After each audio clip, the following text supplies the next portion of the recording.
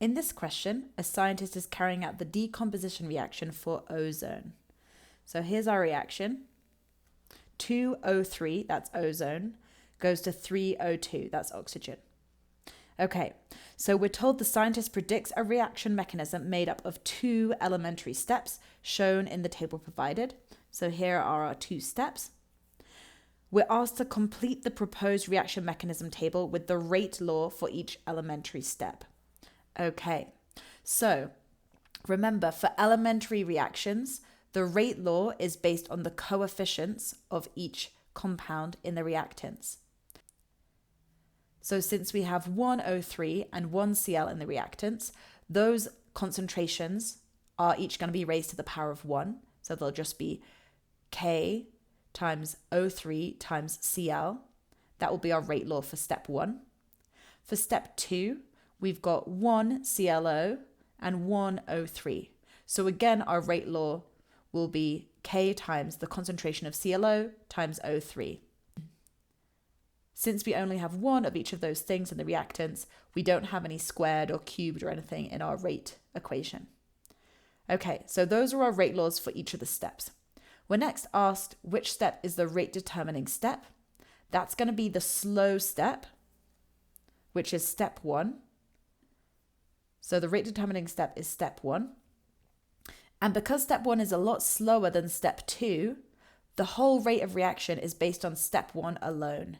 So when we're determining the differential rate law for this reaction, based on this proposed reaction mechanism, it's going to be the same as the rate law for the slow step, which is K concentration of O3 times concentration of chlorine. Okay, finally, we're figuring out which of these things are catalysts, intermediates, products, and reactants. Let's do the reactants and products first. So in our equation up here, our reactant is O3. So that's going to be our reactant. And our product in our original chemical equation is O2. So that's going to be our product. Next, if we're looking for an intermediate is something that is made during the reaction and then used up. So looking at our reaction here, we can see ClO is made in step 1, and then it's used up again in step 2, and it doesn't appear at the beginning or the end. So that is going to be an example of an intermediate. So ClO is an intermediate.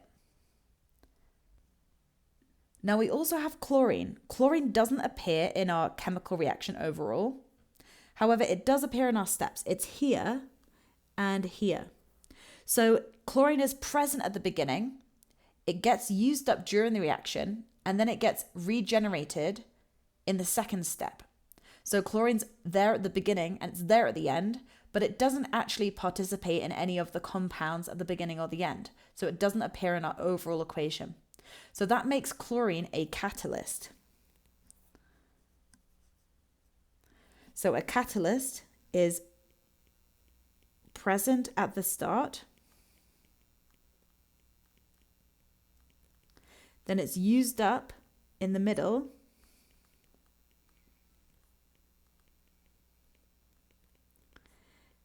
and regenerated at the end.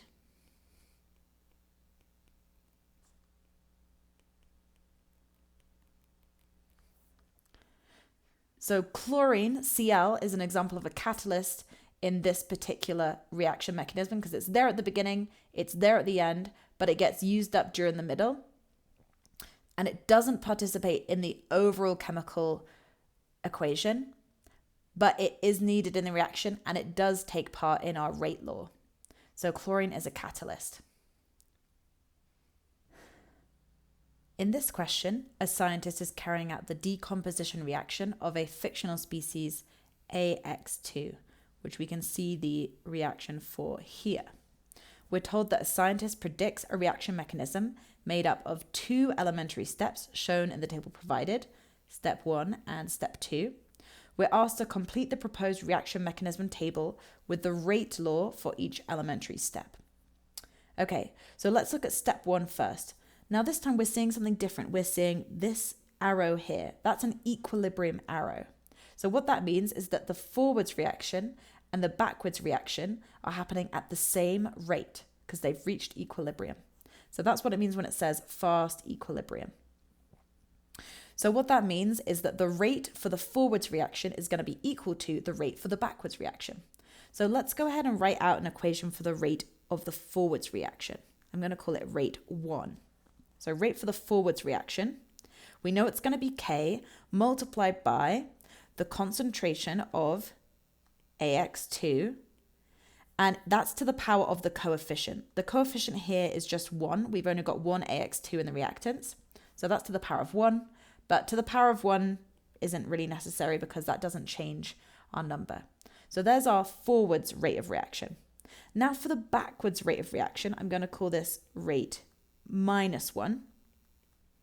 And I'm going to call this K -1. In fact, I'll call that K1. For the backwards reaction, we're just imagining we're flipping the reaction in our minds. So now the reactants are AX and X. So for our rate law, we're going to have the concentration of AX to the power of its coefficient, which again is just 1, multiplied by the concentration of X to the power of its coefficient, which again is just 1. And again, we don't really need the ones because they don't actually change our number. So we've got our forwards and backwards rate laws for step 1. We're told it's an equilibrium. That means the forwards and backwards reactions are happening at the same rate. So that means that rate 1 is equal to rate of -1, the way I've shown it. So if we substitute in our equations, that means that K1 times the concentration of AX2 is equal to K-1 times the concentration of AX times the concentration of X. So that's going to be our rate law for fast equilibrium. We're figuring out the rate law for the forwards and backwards reactions and setting them equal to each other. So for our forwards reaction, we've got K1 times the concentration of AX2. For the backwards reaction, we've got K-1 times the concentration of AX times the concentration of X. So there's our rate law for step 1. For step 2, this is just a normal reaction. So we've got 2AX. That means our rate law is going to be KAX squared because the coefficient is 2 there. Awesome. So we figured out our rate laws. Next, we're trying to figure out the rate determining step. So that's going to be the slow step. And step 2 is the slow step in our reaction. So it's going to be step 2. Next, we need to figure out the differential rate law for the overall reaction. So we know that this is determined by the slow step.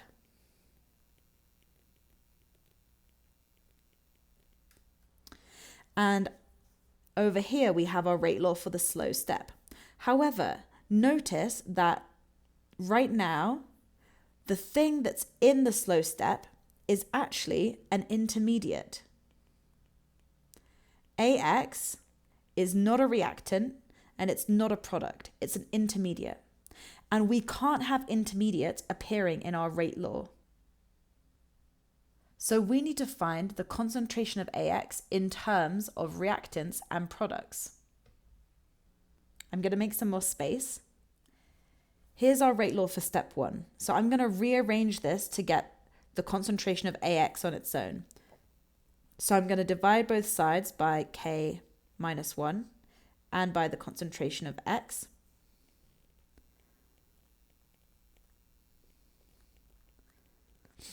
That means that K-1 and the concentration of X cancel out.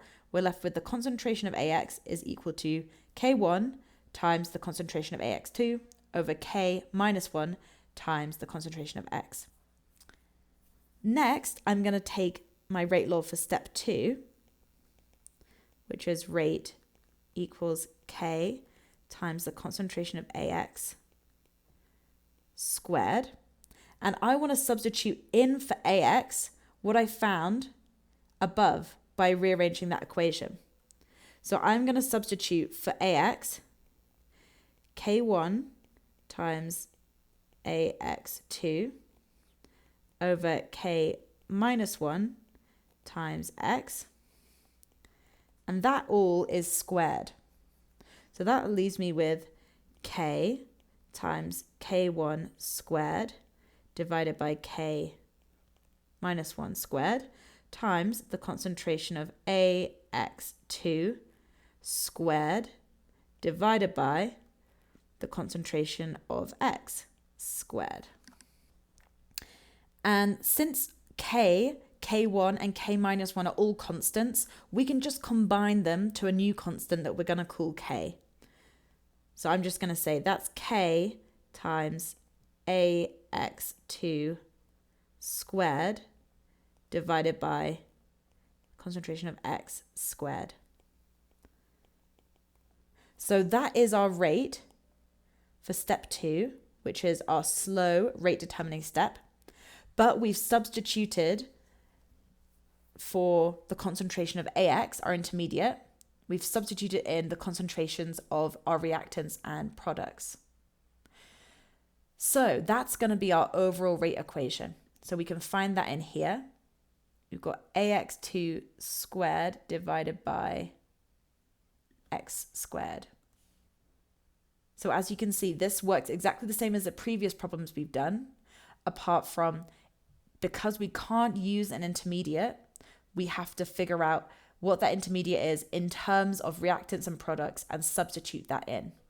Finally, let's look at our catalysts, intermediates, products, and reactants.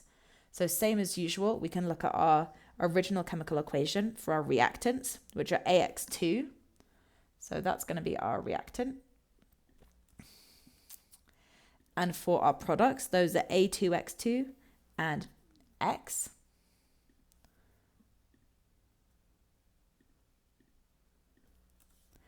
And then AX is the remaining thing in our proposed reaction mechanism. And AX gets produced in step 1 and then used up again in step 2, which is the definition of an intermediate. So AX is our intermediate.